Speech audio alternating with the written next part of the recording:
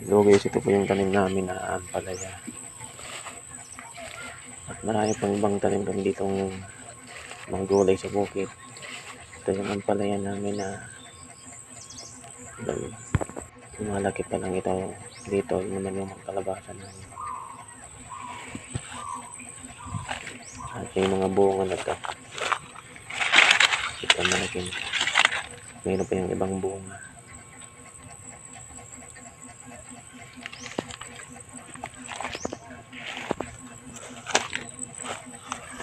Yan.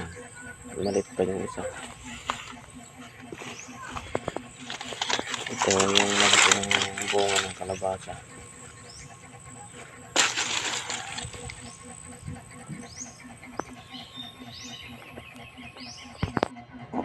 Dito naman mga talong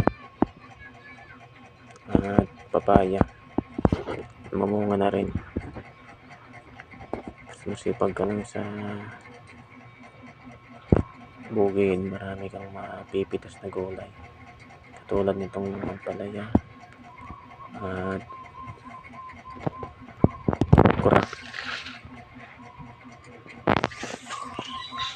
Ang mga bunga na yung mga okra natin dito. Pati yung ampalaya na mamunga na. At narabisan na to ng 5 bisis.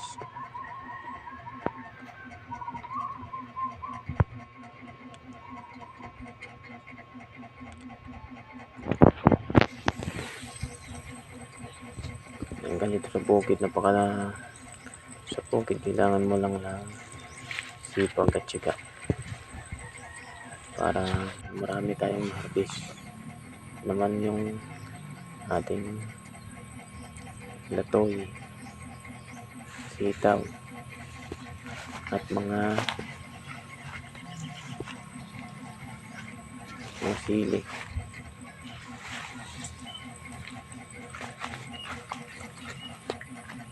Napakaganda dito ng mga gulay.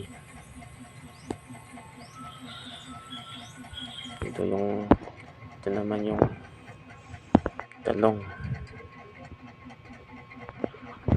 Namunga pa lang yung talong dito sa kabila.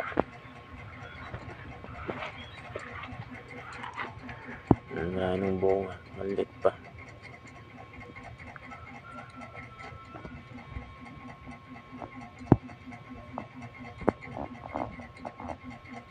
Yun naman yung mga kamote namin.